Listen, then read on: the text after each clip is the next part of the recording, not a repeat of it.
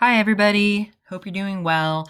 I'm putting together a quick video here about finding and using sources. There's going to be a separate video about specifically navigating the databases, but I thought it would be helpful to clarify a little bit about what kinds of sources you need for this paper and what to be looking for once you get into the databases. So, uh, luckily, we've got everything we need. We don't have to go into an actual physical library, and the databases really give you access to exponentially more than you could ever get at the physical library anyway. So let's get to it. So what do you need for this paper? Okay, so you need 3 sources total. Okay, get my little pen out here. You're gonna need 3 sources total. You can have more than that if you want or need. Again, the more sources you have in the mix, the more citations you have to juggle. So, I mean, I wouldn't go too crazy, but you're definitely not limited to 3.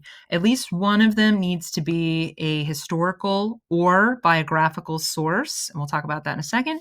And then at least 2 sources need to be scholarly critical sources, and we'll talk about what that means as well. So, let's start with biographical. Okay, so if you have not read Sylvia Plath's poem Daddy, I'm going to be talking about her quite a bit as an example. So if you haven't read it, please pause this video and just read it. Or better yet, go to YouTube and look up the video of her reading the poem to you. I think like there's nobody who does a better job of reading that poem, Daddy, than Sylvia Plath. She's got this like really haunting, very erudite Bostonian voice. It's fantastic. And we totally were going to watch that in class together, but since we can't do it, I would recommend doing it on your own. So shouldn't take too long. So pause, go do that, and then come back. Okay. And we're back. So this is the poet. That was my attempt to draw a heart. This is the poet Sylvia Plath. Okay. This is a picture of her.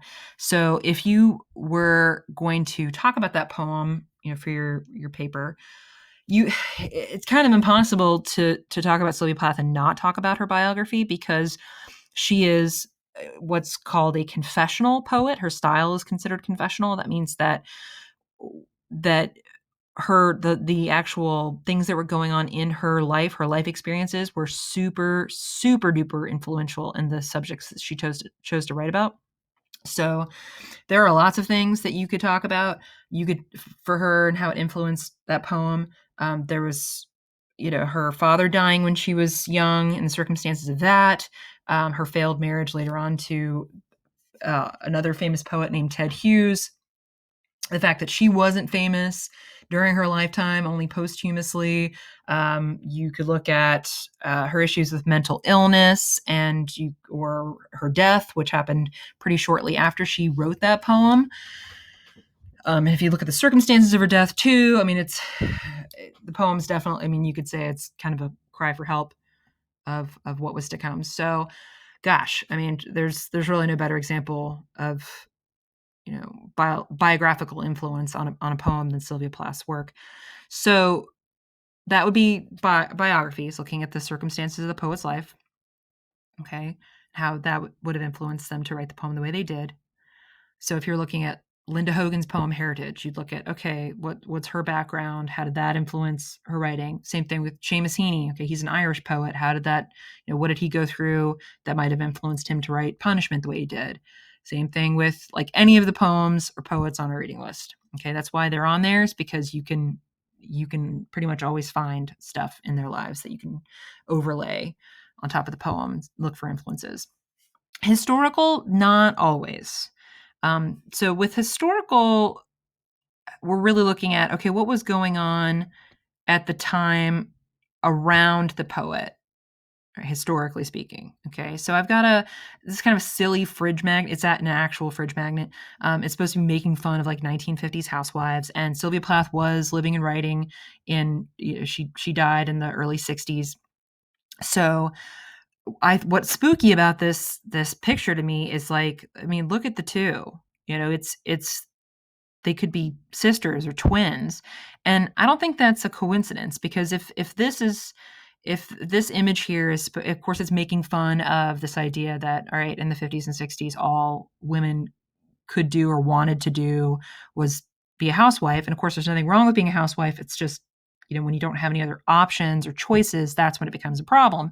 So that's the context historically that Sylvia Plath was living and working in, right? So like I said, it's kind of spooky because of how similar they look. And I don't think it's that much of a coincidence, because if that was sort of the aesthetic ideal of the time for a woman, well, Sylvia Plath was,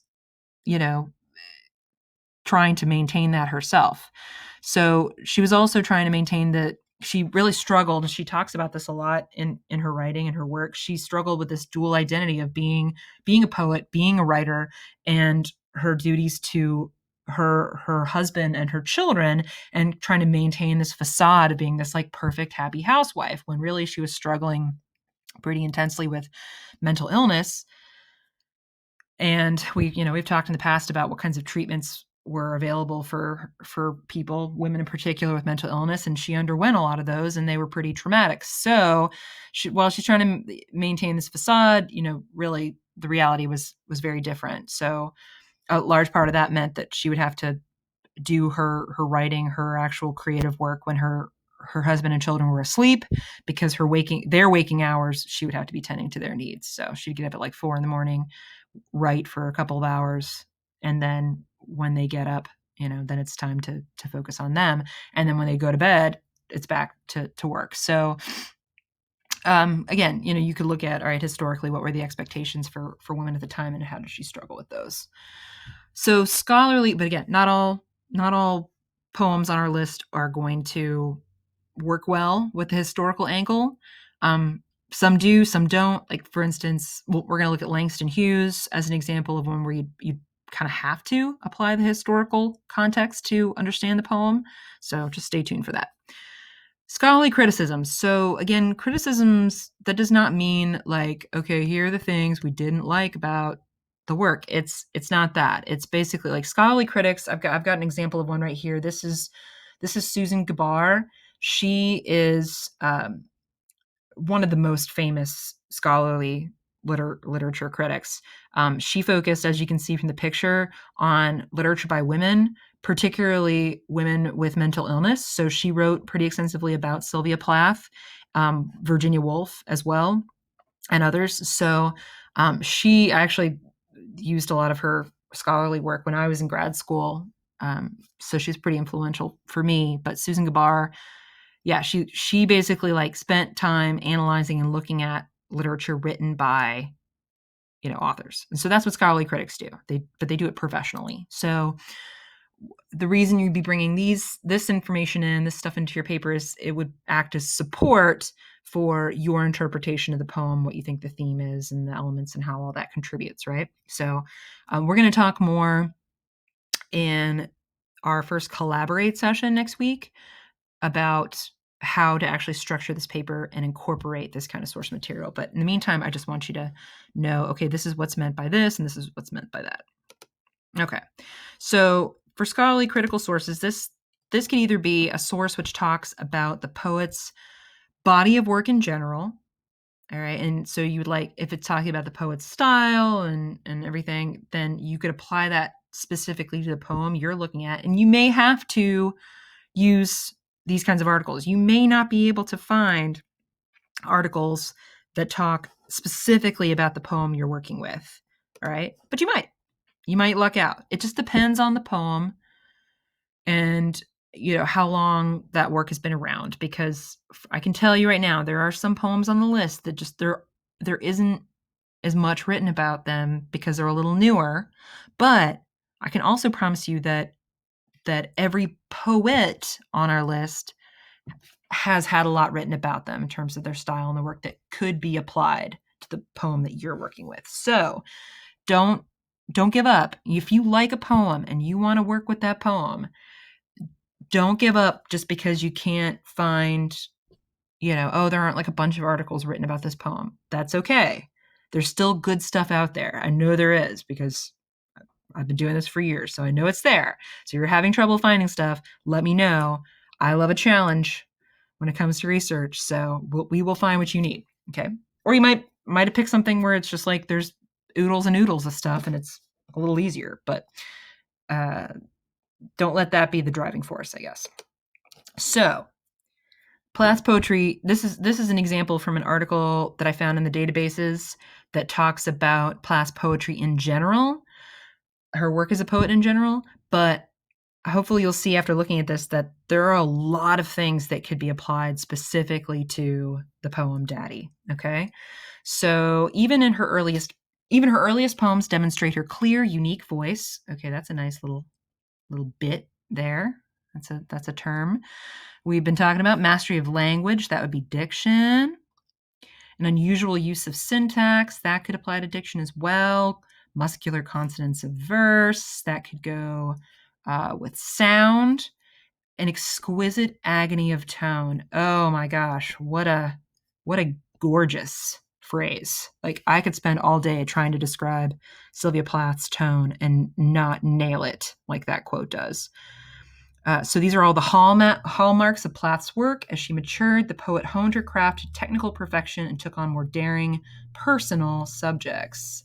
So that would be a good little snippet to use to apply to, how this poem was influenced by her personal life. So would I use this entire quote in one big chunk in the paper? No, I wouldn't, because that wouldn't really do me the most favors. Like, it's got so many pieces, and it's not a super long passage, but because I knew what I was looking for, and that's why we do our analysis of the poem before we really dig in on the research. Because I knew what kinds of terms I was looking for, it was pretty easy for me to find this passage, and I was like, oh, dang, gold mine, right? I don't even necessarily have to use anything else from the rest of the article. Like, there's so much good stuff here. And really the best way to use this, I think, would be to kind of bust it up and to use these little pieces that I've underlined here and like use them in various parts throughout my paper, rather than just like having it in one big chunk where you can't maximize the benefit. So lots of good stuff there. All right, so here's an example from a different article, and this one is specifically about the poem. So there, again, depending on which poem you're working with, there are some articles in the databases, I know for a fact, that their whole raison d'etre is just to talk about that one poem, and they do it really in depth, okay? But again, not all poems will have that. If you have it though, great, get on it. So I'll show you some places where you can find that in our database video.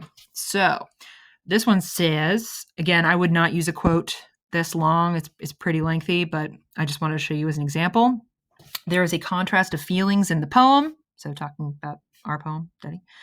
So that's a good one there. Contrast of feelings. I think that'd be great for talking about tone, I think. On the one hand, the speaker vents volcanoes of rage and strives to tear down the myths she has built around her dead father. That's a pretty good quote, too. She also reveals, however, a more vulnerable side to herself, the daughter who was shattered by his death. In the third stanza, this contrast is drawn sharply. She alludes to her hurt, admitting, and then we've got a quote from the poem, I used to pray to recover you, but the following line, she angrily pulls a line from German, wryly commenting, ach du.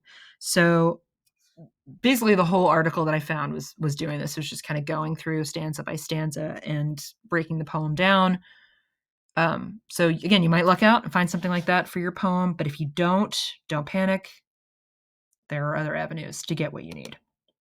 Okay, so this would be an example of biographical information. I actually found this at our biography and context database. We do have a database that's entirely dedicated to biography, so your poet will be in there.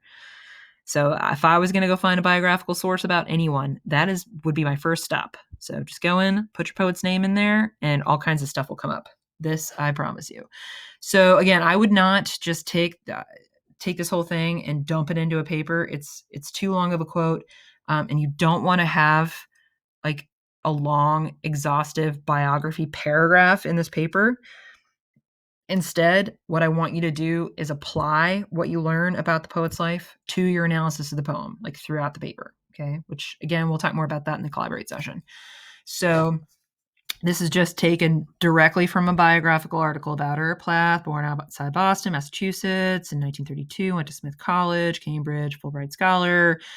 That's where she met her husband. They had 2 children. She wrote 1 novel, The Bell Jar, which is an excellent novel. Highly recommend it.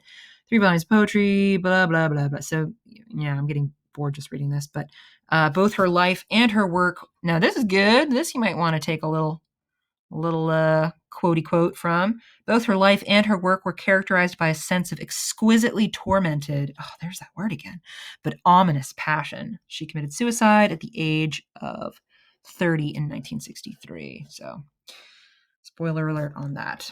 But yeah, if you want to find out more about her, if you're doing her as your poet, then there's more to that story for sure. But so what could I use from this? I mean, it depends. Not all of it's relevant probably, but if I wanted to talk about her marriage, I've got some information there. If I wanted to talk about her suicide, I've got some information there. If I wanted to talk about the fact that she was like a total overachiever and never felt like she was good enough, there's a little bit of that in there too, and from other articles. Okay.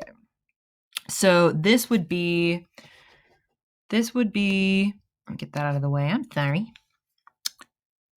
Historical. So this is from two different articles, both talking about the Harlem Renaissance, which is related to Langston Hughes. So we've got two poems from him on our list. We've got Harlem and we've got Open Letter to the South. Both were written long after the Harlem Renaissance had ended, but you can't extract Langston Hughes' work from the historical context of the Harlem Renaissance, because this is him right here. Oh, did I lose my pen? Nope. This is him. That handsome gentleman right there, that's Langston Hughes. He was really, like, as it says down here, the dean of the Harlem Renaissance. He was the poster boy of, I actually have a poster in my office of Langston Hughes that says the Harlem Renaissance. Like, he was kind of the spokes guy for it. So as a poet, as a thinker, as a figure. Okay. So what was the Harlem Renaissance? Well, like it says here, this is from one article I found. The name Harlem Renaissance conjures up a picture of a literary and artistic movement. It represents the exploration of the Black experience, both within and outside the United States, through blah, blah, all these different artistic means. Harlem Renaissance artists self-consciously broke from older conceptions of art, both American and European, and created something uniquely African-American. Okay, so that's, again, I wouldn't take that entire quote and dump it into like the introduction or anything, but there's some important information to be found there about who Langston Hughes was and what was going on when he started out as a poet. By the time he wrote the other two poems, though, this information here is going to be applicable. So in the 1950s, after the Renaissance had ended, Hughes, the dean of Harlem Renaissance writers, found his career declining from its earlier high. Although interest in quote unquote primitive, that should be single quotes, sorry, primitive Negro culture in Harlem was in vogue in the Roaring '20s, attitudes changed drastically during the Great Depression. Hughes's interest in Marxism, that's something you could bring in if you're looking at Open Letter to the South, as an equalizer for all people, propelled by the labor movement in the 1930s and 40s, and the waning national fascination with the exoticism of Harlem dimmed the glowing public reception of Harlem's poet laureate. So this would, if you were doing Open Letter to the South, like this would be a nice gem here to bring in. And then if you look at the date when he wrote Harlem, it was not during the Harlem Renaissance. It was long after. So that's important to take into consideration if you're looking at that poem, that, okay, what was the excitement, I guess, during the Harlem Renaissance? That would explain the title too, that poem. What was the excitement? What was the dream that got deferred? Right? Hence the question, what happens to a dream deferred? Well, what was the dream? Okay, so where to go to find stuff? You are not stuck with the library databases, but I'm going to walk you through in the next video how to get there off campus, some different options that we have, including Literati, which is specifically a literature resource. I'm going to talk about the difference between Gale versus EBSCOhost databases and why it matters, and then show you some of the subject-specific databases that we have where you can find what you need. And then, so if you have a library card, then you can use that to get into the databases. But if you don't worry about it. You can use your student ID number. And I'm going to post a little video from the library on how to access the databases without, it gives you a few different options, but one of which is use your student ID number, okay? Just make sure to put that numerical prefix that they give you in the instruction page in front of the student ID number, or it will not work. but you are not stuck with them. I just think it's for what you're doing the best place to go. But outside library databases, there's some other good resources. These links won't work for you, but you can take a screenshot of them if you want. Poets.org is an open access site. That can be a good place to find biographical information. So you might want to check it out. Poetryfoundation.org is a good resource too, can be. And then if you Google modern American poetry, it's through, I would give you the URL, but it's like, long and gobbledygooky, but it's through the University of Illinois. Yay, Professor Wilfong's horrible handwriting is back. And it's obviously this will only apply if you've got an American poet. So like Seamus Heaney won't be in there, but because he's Irish. But there is a ton of stuff in modern American poetry that could be of help to you. So yeah, it's worth a look to see if what they've done is they've taken like all these articles about certain poems and poets and like compiled them into single website pages. It's nice. It's handy. It's worth a look is what I'm trying to say. So give it a check. Okay. And then, like I said, there'll be a separate video for y'all about using the databases. But in the meantime, I hope this was helpful, and I hope you can come to the Collaborate session when we talk about how to kind of fold all this source material into your analysis of the poem. Okay. All right. That is where I'm stopping, and y'all take care. Be well. Wash your hands. Don't touch your face.